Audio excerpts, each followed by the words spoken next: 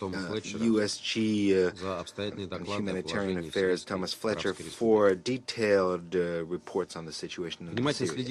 We have been following the situation very carefully in friendly Syria, and we truly feel for the Syrian people who have had to undergo so many trials. Our relationship is not based on any political context, but is based on tried and tested traditions of friendship and mutual respect, which was confirmed on the 31st of July with the visit of the foreign minister and minister of expatriates of Syria to Moscow.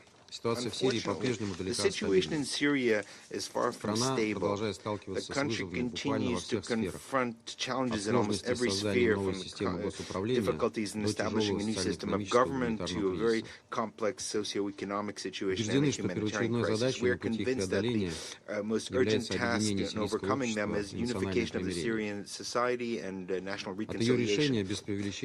Based on that, without exaggerating, the future of Syrian statehood will depend. That the statehood remains fragile, especially in the face of ethno-confessional challenges. This has been clearly demonstrated in the recent tragic events in Suwayda.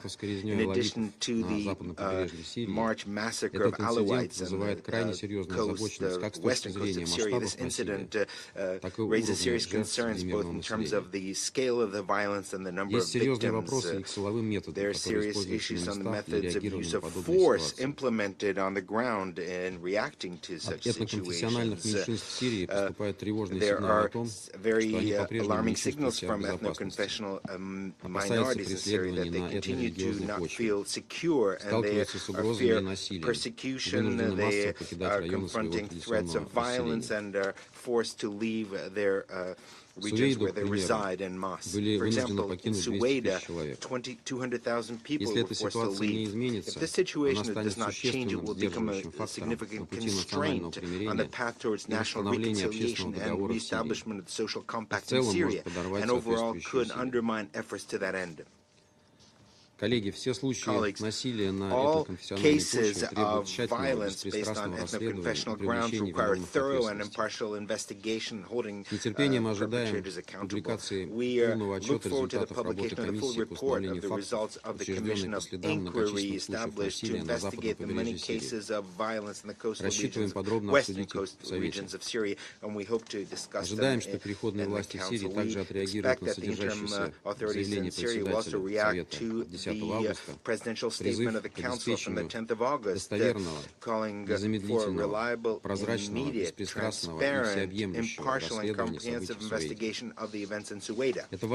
This is important to strengthen the authority of the Damascus authorities and trust by the population of Syria. Impartial justice against any criminals and perpetrators, independently of their position and status, should help restore faith of the various ethnic and religious minorities that the new authorities are protecting the interests and security of all Syrians and not specific groups. Unfortunately, the level of terrorist threat remains high in Syria. The terrorist attack on the 22nd of June at the Prophet Elias Antiochian Orthodox Church in the east of Damascus, leading to over 20 fatalities and dozens of wounded, deserves the strongest condemnation. We call the Syrian authorities to step up efforts to combat the terrorist threat and ensure necessary protection of Orthodox and overall all Christian shrines, and to bring all those responsible to justice.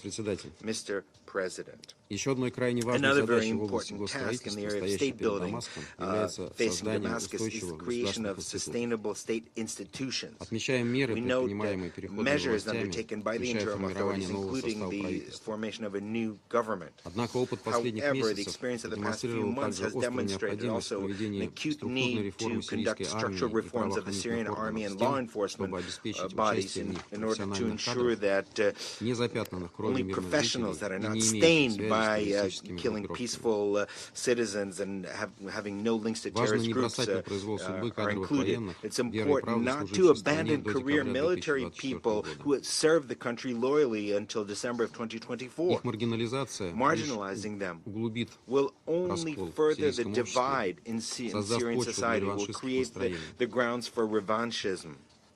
Using the example of Iraq, we all know that the backbone of the strike forces of ISIS were the officers of Saddam's army who were seeking revenge against those who rejected them.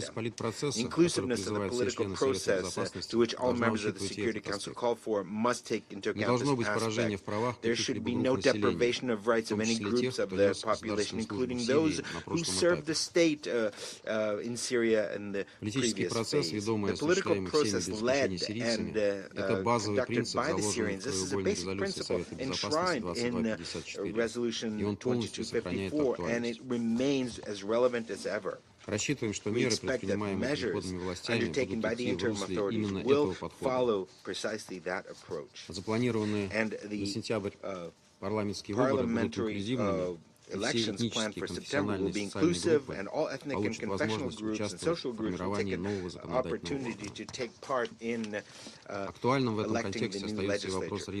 Very important in this context remains the reintegration of Kurds into the single Syrian state and the implementation of the agreements between the central authorities and the Euphrates region. Finally, stabilization in Syria and achieving internal tasks will depend to a large extent on external security. Today, the security continues to be undermined by the occupation by Israel of the Golan Heights, as well as the airstrikes by Israel against Syrian territory.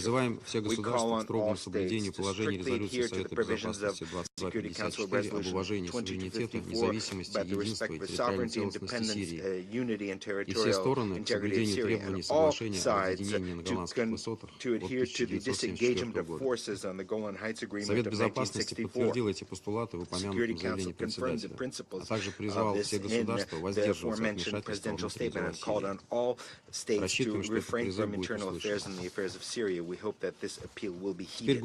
Now, moving on to the humanitarian situation, unfortunately, as Tom Fletcher confirmed today, it continues to be complicated by instability and cascading economic and social problems. We call on the UN and its specialized agencies to continue to work actively to provide support to the population that has suffered from ethno-confessional violence in certain regions of Syria, and to restore infrastructure and ensure conditions for the peaceful return of citizens. We expect that the interim Syrian authorities will contribute to an unhindered work of humanitarian agencies and ensure the security of humanitarian workers. Крайне встревожены предоставленной Томом Флетчером сегодня информацией о нападениях на гуманитарщиков в стране. Это совершенно недопустимо. Поддерживаем инициативу Международного Красного Креста развернуть присутствие в Суwayda. Это должно помочь стабилизации обстановки и недопущению рецидивов. Рассчитываем, что сирийские власти покажут МКК необходимое содействие в решении этой задачи. Снятие односторонних санкций, которые на протяжении многих лет препятствовали развитию страны, безусловно, открывает окно возможностей. Это движение в правильном направлении. Невозможно отрицать тот факт, что односторонние санкции долгое время лишали Сирию возможности двигаться вперед и при этом вредили по факту исключительно сирийскому народу, а не отдельным политическим деятелям. Однако для достижения устойчивых результатов необходимы комплексные меры, ориентированные на долгосрочную перспективу. На наш взгляд, такие меры должны сопровождаться не только усилиями самой Сирии, но и адекватным международным содействием. Необходимо вести речь о всесторонней и долгосрочной поддержке, направленной на восстановление ключевых сфер жизнедеятельности государства. Сирии необходима не просто помощь, а формат взаимодействия, который мог бы заложить прочную основу для будущего развития страны и позволить ей самостоятельно обеспечивать достойный уровень жизни для своих граждан. Согласно данным ВКБ ООН, сохраняется устойчивая тенденция к возвращению беженцев в Сирию, а также внутренних перемещенных лиц в места их исконного проживания. Это, безусловно, позитивный сигнал. В то же время считаем принципиально важным, чтобы этот процесс осуществлялся строго на основе добровольного и осознанного выбора тех, кто решил вернуться, с обязательным соблюдением гарантий безопасности для них. Кроме того, мы рассчитываем, что сирийские власти the Syrian authorities, in cooperation with the specialized agencies of the UN, will continue to make efforts to do away with obstacles for those returning, including lack of basic services and lack of employment on the ground. This certainly complicates opportunities for people to start a new life. Mr. President, in conclusion, I'd like to underscore that Russia is a tried and tested friend of Syria, both on the bilateral and the global level. We are very happy to see similar signals from Syria in this new stage of their development. We're grateful to Syrian colleagues for steps that they're taking to ensure the security of Russian citizens and Russian facilities in Syria. We also value that Syria has not forgotten the role that the Soviet Union played in creating the basis of the Syrian economy, strengthening its military industry, and training its experts. We are ready to continue supporting the Syrian people in this post-conflict rebuilding. For us, it's important that Syria, having overcome the interim period challenges, becomes a strong, sustainable, independent state where everyone, all Syrians, feel comfortable, independent of their ethno-confessional grounds. This should be the focus of the Syrian authorities and the entire international community. Thank you very much for your attention. I would like to thank the representative of the Russian Federation for the statement. I now give the floor to the representative of Denmark. Thank you, Mr. President. I would also like to thank Special Envoy Peterson and USG Fletcher for their briefings this morning, and I welcome the representative from Syria to this meeting. Mr. President, allow me to make 3 points. First, there can be no meaningful political, humanitarian, or development progress in Syria without security. It is the foundation of all else. Denmark urges the parties to abide by the Suwayda ceasefire arrangement. We also call on the SDF and transitional authorities to implement the March Agreement, supported by the US and France. We also note that terrorism continues to pose a serious threat. This was underscored only yesterday by the reported capture of senior Islamic State members during a raid in the northwest. In seeking to maintain the security required across Syria, we urge the transitional authorities to protect all Syrians, regardless of race or religion.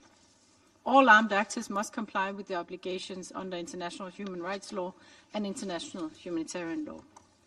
Second, while we have seen stabilization in parts of Syria, the humanitarian consequences of 14 years of war remain severe, as also highlighted by our briefers today. Syria today hosts one of the largest humanitarian response operations in the world, of which Denmark is proud to remain a top donor, pledging around $95 million to the Syria crisis response this year. From Aleppo to Idlib, Homs and Al-Hasakah, fragile and deeply degraded towns and cities remain in urgent need of rehabilitation, reconstruction of housing, as well as general humanitarian and protection support. Denmark is especially concerned by the recent violence in Suwayda and its humanitarian consequences. As we have heard today, while there has been some progress in maintaining humanitarian access into and throughout Suwayda, there remains a pressing need for the greater protection of and access to the local population. Humanitarian staff and supplies in transit must also be guaranteed safety and unhindered access. Those who fled the violence must be able to safely return home. Local peacebuilding efforts will be crucial in reducing persistent intercommunal tensions and restoring calm. Denmark thanks all Council members for their constructive support over the past weeks in agreeing a presidential statement on this crisis. This statement not only highlighted the humanitarian and protection dimensions of the violence, but also sent an important signal on urgent need for credible and transparent investigations and accountability. We take note of the announcements made by the transitional authorities in this regard and believe it is urgent to take concrete measures to advance accountability, prevent further violence, and rebuild trust among affected communities. Mr. President, this brings me to my final point. It's critical for the Syrian people to have a sense of unity, protection, and the benefits of a political transition that brings a just and lasting peace. The future that Syrians want and deserve is one in which all people without distinction are afforded equal opportunities and where all voices are heard. This is particularly crucial as we look towards the election for the People's Assembly. We urge the transitional authorities to ensure that this is conducted transparently and with support from international elections observers. All Syrian communities must be represented in the new legislative body. The safe, secure and open participation of all members of Syrian society in these elections will demonstrate whether the transitional authorities are truly committed to a new and inclusive Syria. In conclusion, Mr. President, the transformative change underway in Syria will be defined by the political actions taken in the weeks and months ahead. These actions will shape the prospects for rebuilding and re-engaging with the new Syria. The political, social and security cohesion Syrians are striving for is built on respect, a just political and reconciliation process, and good faith engagement by all. Thank you. I thank the representative of Denmark for the statement. I now give the floor to the representative of Greece. Thank you, Mr. President. I would also like to thank Special Envoy Pedersen as well as USG Fletcher for the detailed briefings, and I welcome the presence of the representative of Syria to this meeting. Mr. President, I wish to highlight the three following points today. First, Syria's volatile security landscape requires urgent action. The Council's presidential statement of August 10 strongly condemned the horrific violence in Suwayda, including mass killings and the displacement of more than 185,000 people. The escalation of local sectarian clashes was followed by disturbing reports of serious violations, including by security forces affiliated to the interim authorities against Druze civilians. We were appalled by the shocking footage of medical staff being forced to kneel by armed men in military uniform inside the hospital in Suwayda, with one reportedly executed. Following the fragile ceasefire and the announced withdrawal of security forces, we take note of the interim presidency's condemnation of abuses and its pledge of accountability. We expect this process to be credible, swift, transparent, impartial, and effective. Yet, the overall security situation remains precarious. The terrorist threat persists, with sporadic bombings, including the recent attack on the Mar Elias Orthodox Church in Damascus, and earlier sectarian violence along the Syrian coast.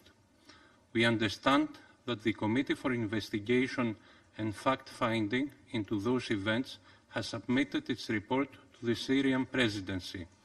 We expect its contents to be shared with this Council or made public to ensure justice for victims and accountability for perpetrators, irrespective of affiliation and in line with international laws and standards.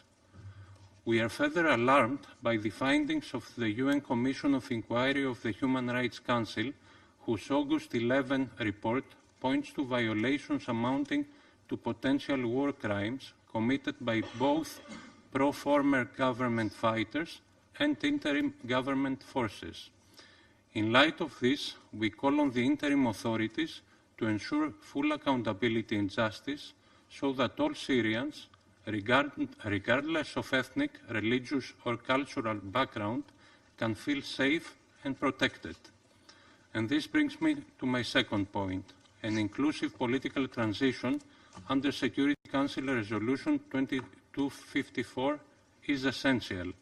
The formation of a People's Assembly is a crucial step in Syria's political transition. We welcome the announcement of indirect parliamentary elections in September, provided all Syrians can participate as candidates and voters, including Christians, Alawites, Druze, Bedouin, and importantly, women. The recent sectarian violence has reinforced calls for a more democratic and inclusive Syria. Syria's new constitution must guarantee democracy, inclusivity, justice, and fair representation for all religious and ethnic groups and communities, as the current constitutional declaration remains insufficient. The September elections will be an important test in this regard, so as to enhance internal cohesion and increase international support to the efforts of the transitional government to promote stability and prosperity. Mr. President, as the Greek Foreign Minister repeated yesterday on the occasion of his constructive meeting with his Syrian counterpart in Athens, Greece reaffirms its commitment to the sovereignty, independence, unity and territorial integrity of Syria, urging all states to respect these principles. A Syria where Syrians will feel safe. The March 10 agreement between Damascus and the Syrian Democratic Forces in the northeast gives hope despite the challenges for its implementation. We call on all parties to act in a spirit of compromise and on regional actors to refrain from incitement or threats of intervention. Similarly, the integration of all armed groups into the national security and military forces, alongside a sustainable solution to the issue of foreign fighters, is indispensable for establishing stability and preventing radicalization. Extremist and terrorist elements can have no place in Syria's future. Mr. President, my third point. All this transpires against the backdrop of a truly precarious humanitarian situation, only aggravated by the climate crisis. As OCHA and Syrian civil society representatives have noted, 16.5 million Syrians are in need of humanitarian assistance. Food and water insecurity is worsening, aggravated by the most severe drought in 36 years and devastating wildfires. As a fellow Mediterranean country also facing the impacts of climate change, Greece expresses full solidarity with the Syrian people. We stress the need to reinforce the international humanitarian response, and Greece has decided to engage with the interim Syrian authorities to assist Syria with expertise and best practices transfer in building its capacities on civil protection and against natural disasters. Equally, Greece is ready to support any efforts for an inclusive and representative political system and to promote stability and integration in the Eastern Mediterranean region.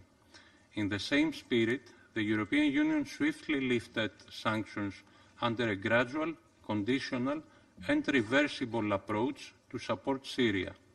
This policy will continue to be guided by progress on accountability, inclusivity and respect for international law, including the international law of the sea. In conclusion, Mr. President, Greece reiterates its support and solidarity with the Syrian people as they strive to turn the page from a dark chapter towards a brighter future. This can only be achieved through a genuinely inclusive political transition with credible accountability and security for all. We will continue to support the UN and the Office of the Special Envoy in their efforts to achieve these goals. I thank you. I thank the representative of Greece for the statement. I now give the floor to the representative of Algeria. Thank you, President. I have the honor to deliver this statement on behalf of the A3+, namely Guyana, Sierra Leone, Somalia, and my own country, Algeria. At the outset, the A3+ extends its sincere appreciation to Special Envoy Geir Pedersen and their Secretary General Tom Fletcher for their briefings. We also appreciate the participation at this debate of His Excellency Qusay al-Dahak, the permanent representative of Syria, and also the participation of representatives of Iran, Qatar, and Turkey. Mr. President, the A3+ remains gravely concerned about the overall situation in Syria, which continues to be marked by fragility and volatility. After more than a decade of conflict, the Syrian people still face violence, insecurity, and humanitarian deprivation on an unbearable scale. We take note with deep concern of the recent report of the Independent International Commission of Inquiry, which documented grave violations against civilians in the coastal region earlier this year. These horrific findings remind us of the urgency of ensuring justice and accountability. Perpetrators of such crimes must not be allowed to act with impunity. Equally alarming are the recent events in Suwayda, with heavy tolls and more than 192 people displaced.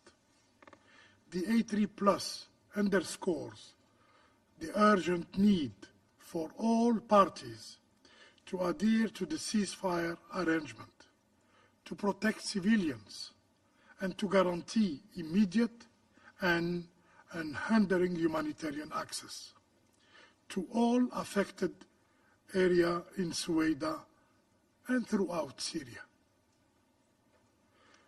Failure to do so will only deepen the suffering of the Syrian people, hinder recovery efforts, and fuel further instability in the country. We also warn against the danger of this tragic pattern of violence spreading to other regions in Syria. Renewed conflict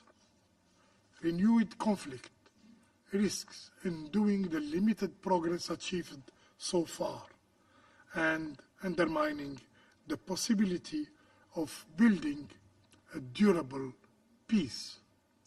In this regard, we call for the full implementation of the March Agreement with the Syrian Democratic Forces, an agreement which represents an important step toward de-escalation and national reconciliation. Only through dialogue, Syrians can overcome their divergences. In this regard, the upcoming legislative elections represent an important opportunity to advance toward inclusive governance. They must be conducted transparently and fairly to strengthen legitimacy and trust. This legislative election process must allow to the full, equal, and meaningful participation of women and youth. President, we must be clear in rejecting external interference that exacerbates instability in Syria. The A3+ reiterates its strong condemnation of Israel's repeated military action in Syria. Such actions flagrantly violate Syria's sovereignty. The 1974 disengagement agreement, international law, and the UN Charter, ultimately.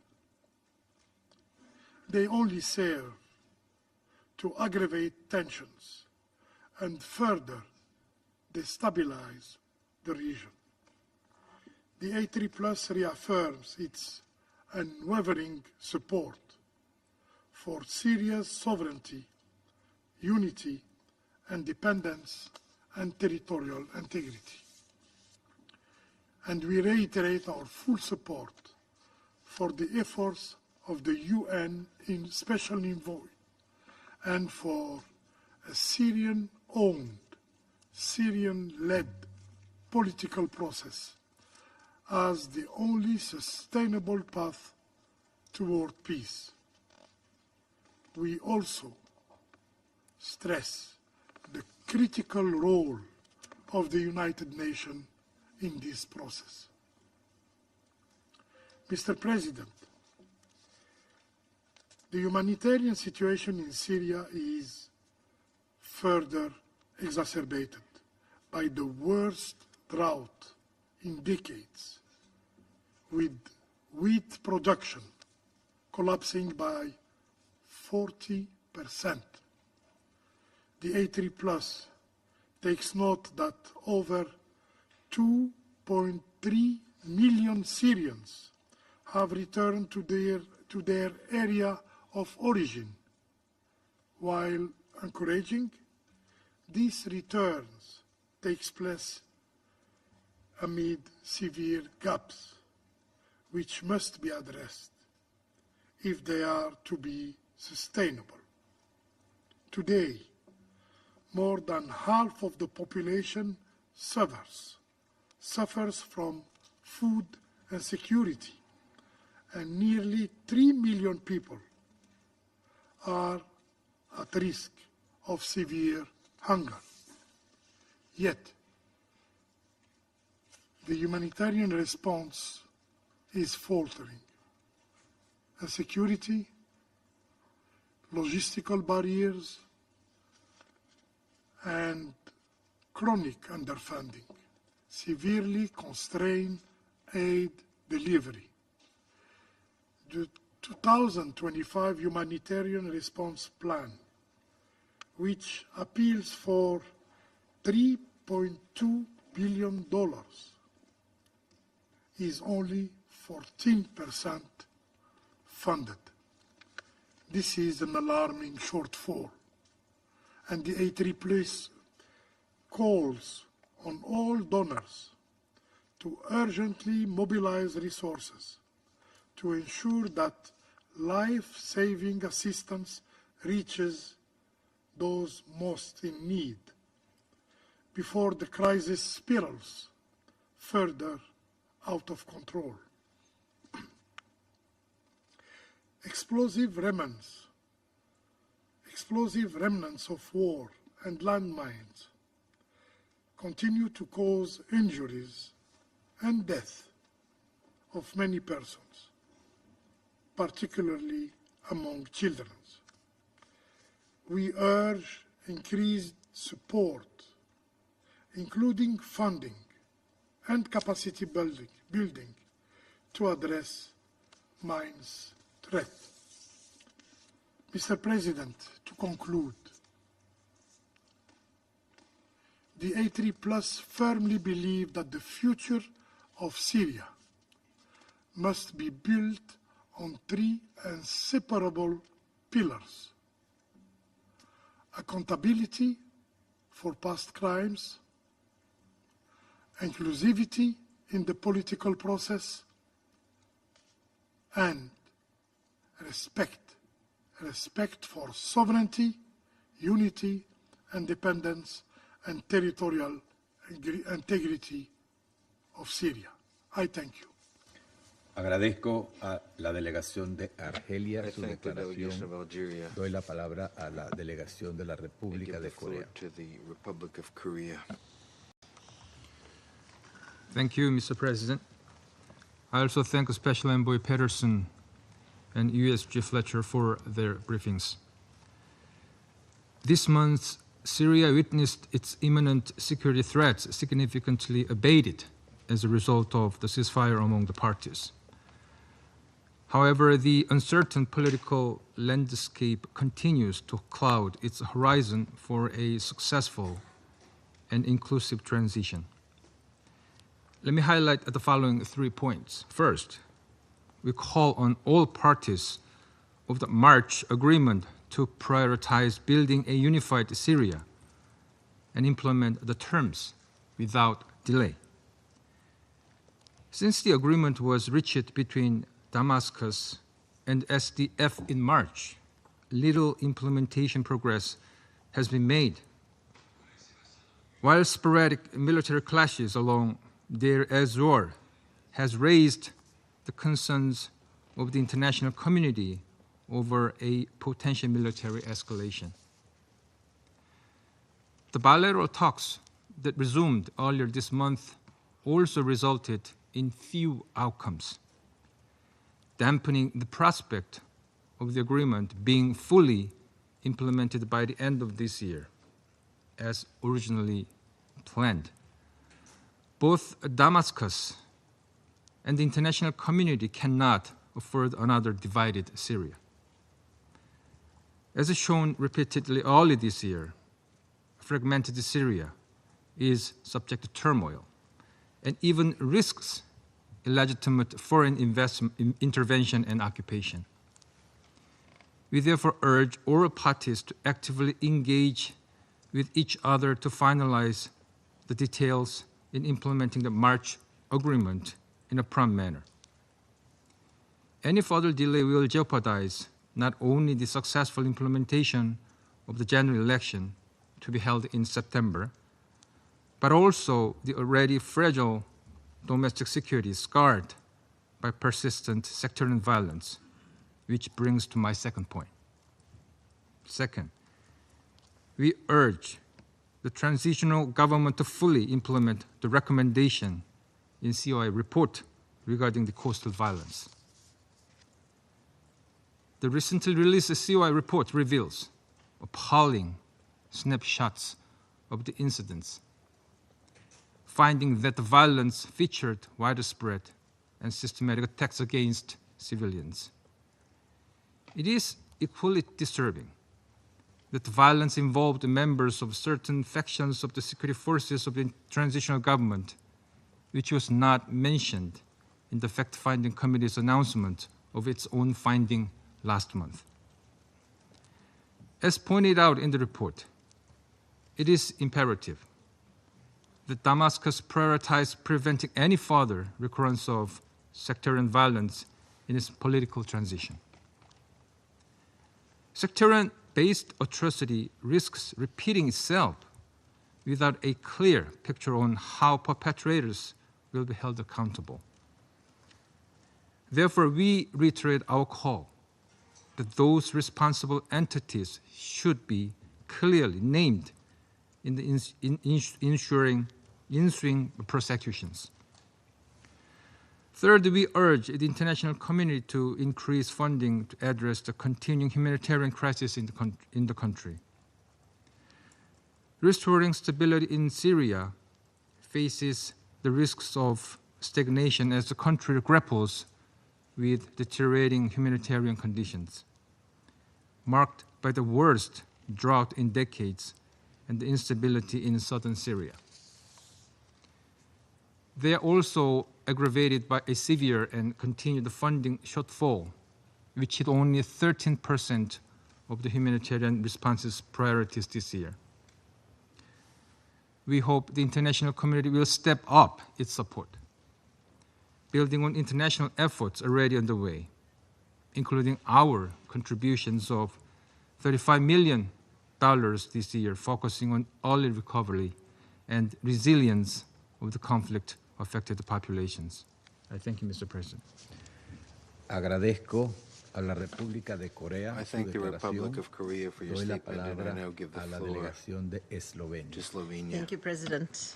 And thank you, Special Envoy Peterson and USG Fletcher, for your briefings. Mr. President, a path to peaceful Syria, both domestically and with its neighbors, remains fragile.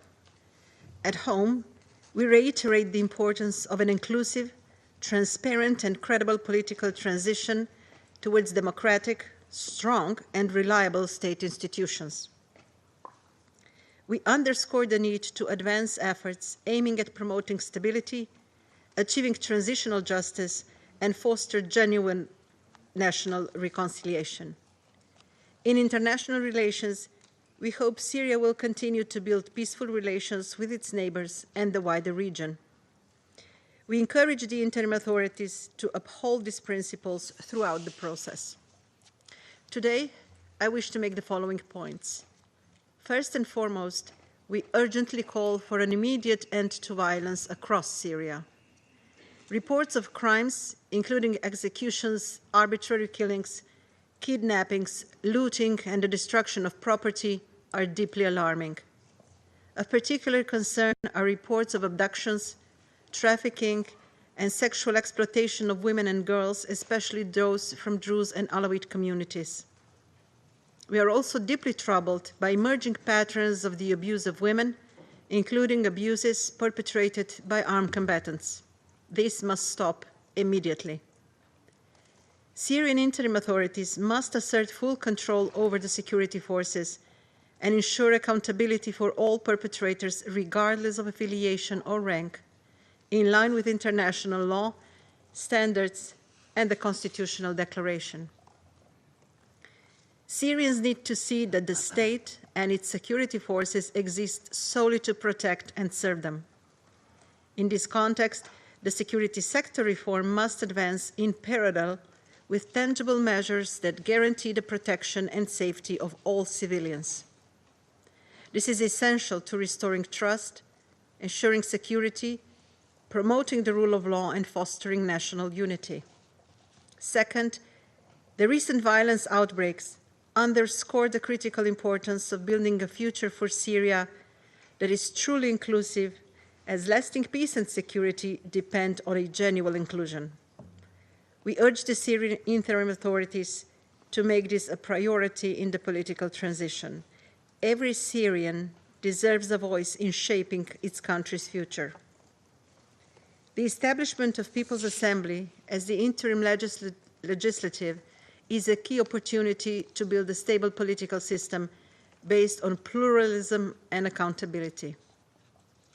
For the transition to succeed, the commitments in the constitutional declaration must be fully respected. Equally important is the full inclusion of all major Syrian groups as voters and candidates, with women's full, equal, safe and meaningful participation playing a fundamental role.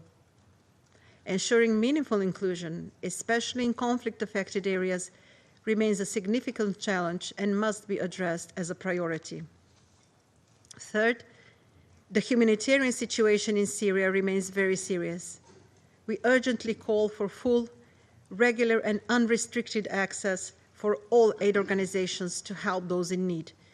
The international community must support the Syrian people in addressing their urgent needs in rebuilding their country. The United Nations, especially Envoy Pedersen, has a vital role in this effort and in advancing an inclusive political process in line with the principles of the Resolution 2254. Let me end the statement by reaffirming our support for Syria's sovereignty, unity and territorial integrity, and call on Israel to respect the demilitarized zone and the 1974 disengagement agreement. Mr. President, we are ready to work with Syria, with this Council and the wider international community in support of a more peaceful, prosperous and stable future, one that the Syrian people rightfully deserve. I thank you. Agradezco a la delegación de Eslovenia su declaración. Doy la palabra a la delegación de Pakistán. The next speaker is Pakistan. Thank you, Mr. President. We thank Special Envoy Geir Pedersen and Undersecretary General Tom Fletcher for their briefings. Their updates highlight the immense challenges that Syria faces today after more than a decade of conflict. We welcome the presence of the representatives of Syria, Iran, Turkey, and Qatar. Mr. President, we recognize the efforts of the Syrian authorities and people in pursuing dialogue, national cooperation, and regional outreach, which, though fragile, represent an important step towards peace and recovery. These developments, together with the prospect of elections later this year, offer a ray of hope to a nation that has endured immense suffering.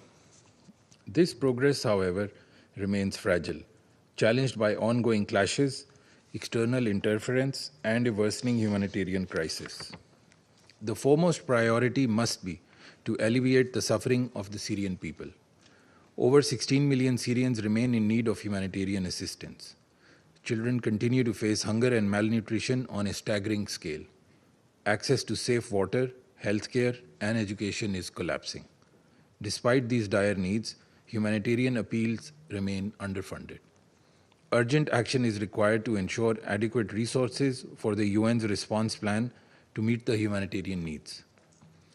Taking heed of USG Fletcher's call, the international community must also move beyond humanitarian action towards supporting Syria's sustainable development. At the same time, the political track remains indispensable. We welcome the progress vis-à-vis political transition, including the commitment to hold parliamentary elections in September. The credibility of this process will depend on inclusivity. All political and social groups must have a genuine stake if the process is to reflect the aspirations of the Syrian people. The principles under Resolution 2254 must be adhered to. The situation in Suwayda, the western coast, and the northeast is a matter of concern. Any attempts to manipulate or patronize local communities risk deepening divisions and constitute unwarranted external interference. We condemn all violence against civilians and tragic loss of lives and call for accountability of those responsible. What Syria requires is genuine political support and international assistance in this complex environment, rather than the creation of new fault lines or foreign intervention.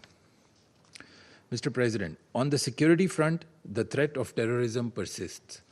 The presence of foreign terrorist fighters, such as from ETIM, and groups known to have terrorist affiliation, including Daesh, continue to pose a threat to security of Syria and the region.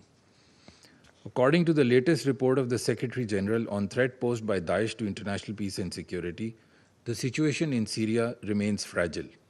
Since the fall of the previous government, Daesh has been intent on destabilizing the interim authorities and exploiting existing vulnerabilities. Daesh members seized stockpiles of heavy weaponry, and over 500 detainees affiliated with Daesh were released from detention facilities. A comprehensive counter-terrorism strategy centered on prevention, disarmament, rehabilitation, and reintegration is essential to secure long-term stability. Mr. President, we strongly condemn the repeated Israeli violations of Syria's sovereignty, including in Suwayda, Daraa, Damascus, and the occupied Syrian Golan. These acts are blatant violations of international law, the UN Charter, and Security Council resolutions, threatening regional peace as well as obstructing Syria's path to recovery. Security Council resolutions, including 350, 497, and the 1974 disengagement agreement, must be fully respected. Syria's road to peace and stability demands sustained international solidarity, respect for its sovereignty, unity, and territorial integrity, and tangible support to address humanitarian and economic challenges. Pakistan stands in full solidarity with the Syrian people. We will continue to support all efforts for a sovereign, unified, inclusive, peaceful, and prosperous Syria. I thank you. Agradezco a la delegación de Pakistán su declaración. Doy la palabra a la delegación de China. Thank you, President. I thank Special Envoy Patterson and USG Fletcher for their briefings. I welcome the presence of the representatives of Syria, Iran, Turkey, and Qatar at today's meeting. At present, the situation in Syria is still at a critical stage. Helping Syria to achieve a smooth political transition and a return to peace and stability at an early date is a common expectation of the international community and should be the goal of joint efforts by all parties. I would like to make the following points. First, China supports the Syrian interim authorities in continuing to engage in extensive dialogue and communication with all parties concerned in accordance with the principles set out in Council Resolution 2254 in order to promote an inclusive political transition process. We note that the Syrian interim authorities have enacted a decree on the interim People's Assembly elections and are expected to complete parliamentary elections by mid-September. China supports Special Envoy Pedersen in playing his role in the political transition process in Syria. Second, the security situation in Syria is still fragile, with armed conflicts occurring from time to time. Just recently, recurring large-scale violence happened on the western coast of Syria and in Suwayda.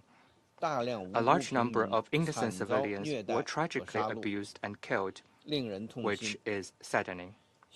It is the responsibility of the Syrian interim authorities to protect the legitimate rights and interests of all Syrians.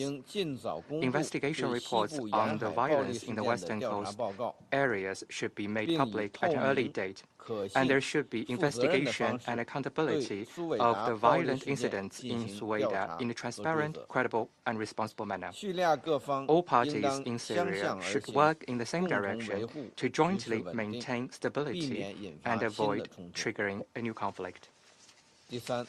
Third, terrorist forces are increasingly active within Syria, which is worrying. There are reports that indicate that foreign terrorist fighters were major perpetrators of the violent incidents on the Western Coast in March and in Suwayda in July. Continued condoning of terrorists will only bring greater harm to Syria and other countries in the region. We urge the Syrian interim authorities to take strong measures to resolutely counter all Council-listed terrorist organizations, including the ETIM, also known as Turkestan Islamic Party. It must be pointed out that the purpose of the Council's sanctions on Syria is to counter the terrorist forces within Syria and to maintain peace and security in the country and the region. With regard to adjusting its sanctions regime on Syria, the Council should consider the current counterterrorism and security situation in Syria, the capacity of the Syrian interim authorities, and the possible impacts of such adjustments, among others, in a comprehensive manner, and should make judicious decisions based on a careful study in order to strictly prevent the terrorist forces in Syria from exploiting the situation, gaining strength. Fourth, UN humanitarian agencies have made great efforts to alleviate the humanitarian crisis in Syria, in particular by overcoming difficulties and actively coordinating the delivery of humanitarian supplies into Suwayda. China calls on the international community to increase its humanitarian assistance to Syria and help the Syrian people to tide over these difficult times. China is concerned about reports of attacks on humanitarian convoys in Daraa Governorate. The safety and security of humanitarian workers should be guaranteed under all circumstances. Lastly, I would like to reiterate that the sovereignty, security, and territorial integrity of Syria should be fully respected. This is a principle that must be upheld in dealing with the Syrian issue. The Israeli occupation of the Golan is completely null and void. Unauthorized foreign troops should not be stationed in the area of separation. The discharging of UNDOP's duties in accordance with its mandate given by the Council should be guaranteed. Thank you, President. Agradezco a la delegación de China su declaración. Doy la palabra a la delegación del Reino Unido. Thank you, President. I thank Special Envoy Pedersen and Under-Secretary General Fletcher for briefing us today. I welcome the participation of the Permanent Representative of Syria and other countries from the region. I will make 3 points. First, as we mark this week World Humanitarian Day, I wanted to pay tribute to the tireless work of humanitarian actors to deliver assistance to those who need it most in Syria. As we heard from USG Fletcher, humanitarian needs in Syria remain immense, exacerbated by outbreaks of violence as well as natural disasters. In southern Syria, though we welcome the ceasefire, we remain concerned by the continued difficulty of humanitarian and commercial access to the region. Access is vital to ensure aid can reach those who desperately need it. We welcome those who are scaling up their response. Earlier this month, the UK announced a further package of support of over $2.2 million to provide urgently needed healthcare, medicines, food, and clean water to those displaced by the recent violence. Second, we welcome the release of the UN's Independent Commission of Inquiry report on the events in the coastal region in March. We recognise the access granted to the Commission by the Syrian government, and we urge the Syrian government to move swiftly to implement the recommendations of this report, pursue accountability for those responsible, regardless of affiliation, and to continue to prioritise justice for all Syrians, including those impacted by violence last month. Third, President, we welcome the Syrian government's steps towards political transition, including the planned People's Assembly elections and consultations that have taken place across Syria with the Supreme Council. Transparency and inclusion are essential for a lasting political transition that secures the support and confidence of the Syrian people. We welcome the work the UN is doing with the Syrian government on the forthcoming elections. The UN has a clear role to play in supporting the Syrian-led and Syrian-owned transition. The UK looks forward to discussing the conclusions of the UN's strategic assessment on Syria to ensure this Council and the UN are best able to assist the Syrian people as they rebuild. I thank you. I thank the representative of the UK for the statement. I now give the floor to the representative of France. Thank you, President. I would like to thank Special Envoy Pedersen and USG Fletcher for their briefings.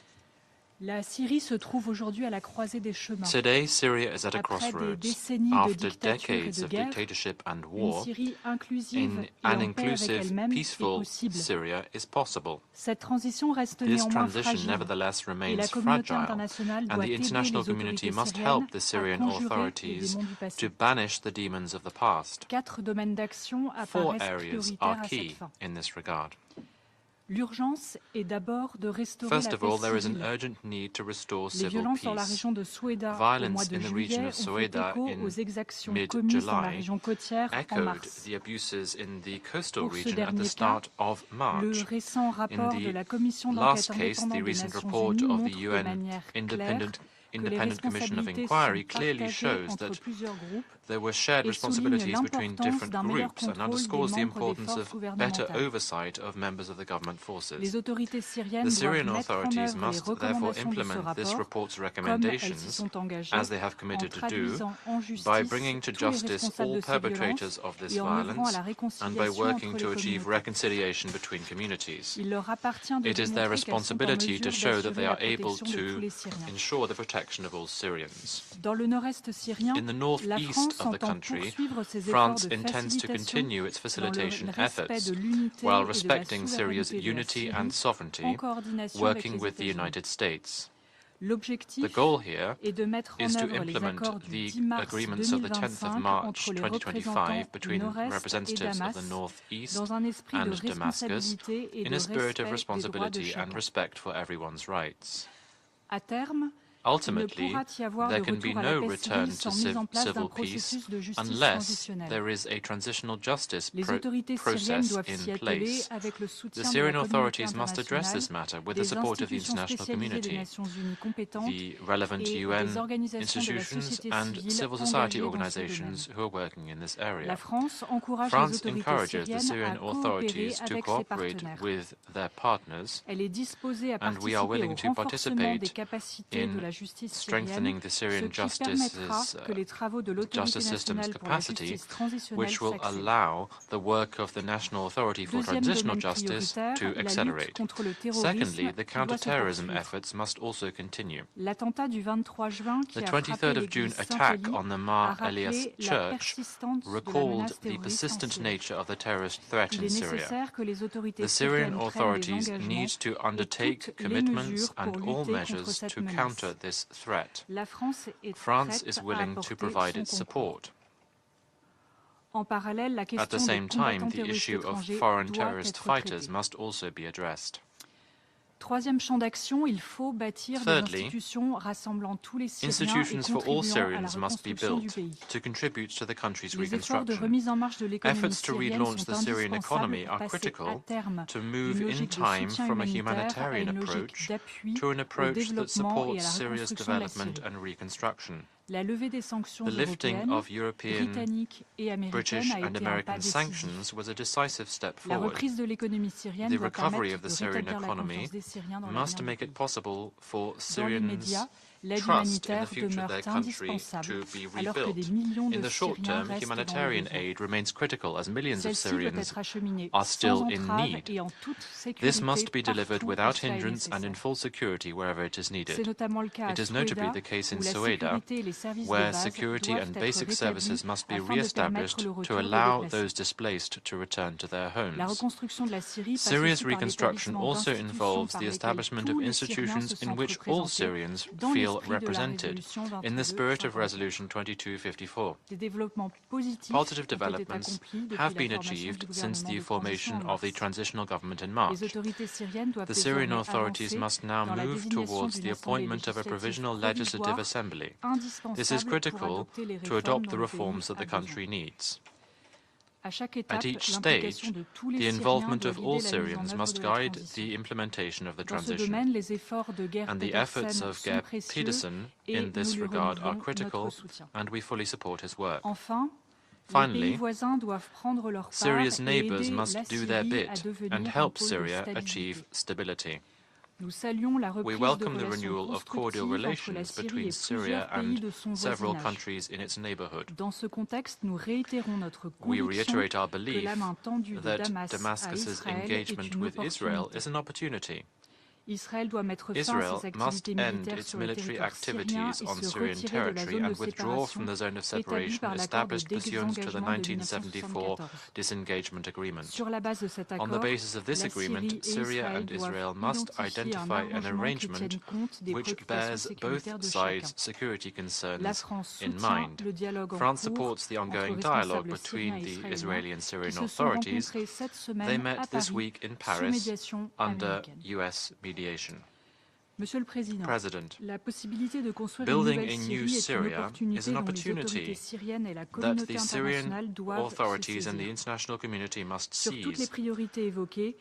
Of all the priorities that have been mentioned, we hope that the Secretariat Strategic Review will help better organize the work of the UN in Syria. Upon this understanding, the Council should also help support the current transition. Thank you. Agradezco a la delegación de Francia I thank the representative of France for the statement. A continuación formularé una I shall now declaración en make a calidad de statement in my representante de capacity Panamá. as a representative of Panama. Excelencias, Your Excellencies, nos unimos al reconocimiento we y would also like agradecimiento al enviado to especial Geir thank Pedersen Mr. y al Pedersen secretario and general Mr. adjunto Tom Fletcher Fletcher for their por sus briefings. sesiones informativas y detalladas.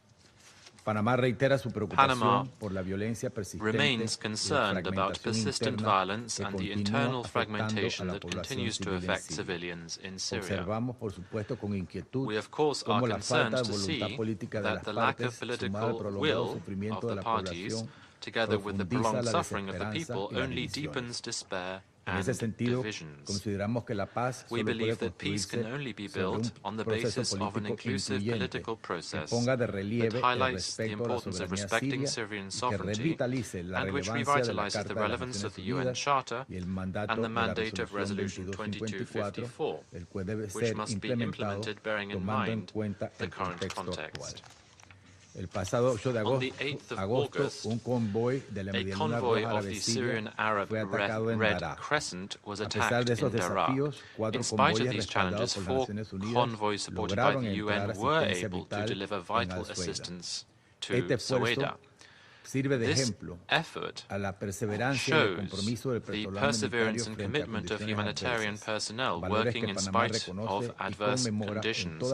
These are values to which Panama always pays tribute in its statements in this Council. Unhindered humanitarian aid is non-negotiable under any circumstances.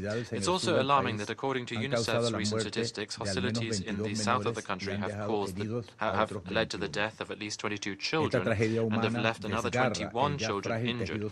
This human tragedy rends the already fragile social fabric in Syria. It perpetuates the cycle of violence and makes clear our moral responsibility to step up efforts to protect children in conflicts. It is also critical to address the residual threats from the conflicts to ensure that the displaced can carry out a safe, dignified, voluntary return to the communities that had been affected. Another persistent element in the situation in Syria is the presence of non-state armed actors and the persistence of terrorist cells such as Daesh, which continue to undermine national and regional stability. Only yesterday in this Council we heard briefings about the increasing adaptability and territorial gains of terrorist groups who are using emerging technologies. That is why we stress the need to build unified professional security institutions that are subject to the rule of law to avoid images such as those that we saw a few weeks ago in Suwayda and Dara.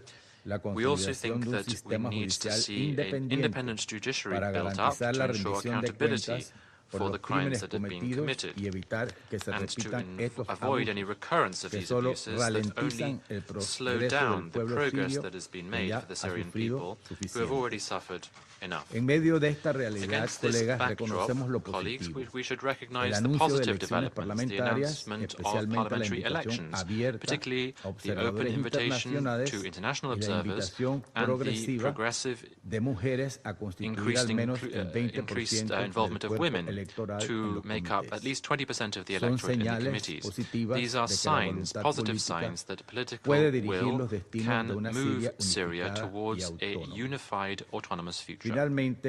Lastly,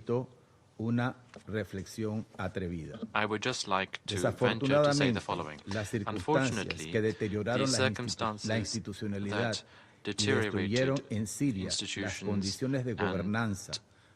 hindered governance in Syria, as well as the democratic processes and the possibilities that ultimately led to the lack of stability in Syria for too long,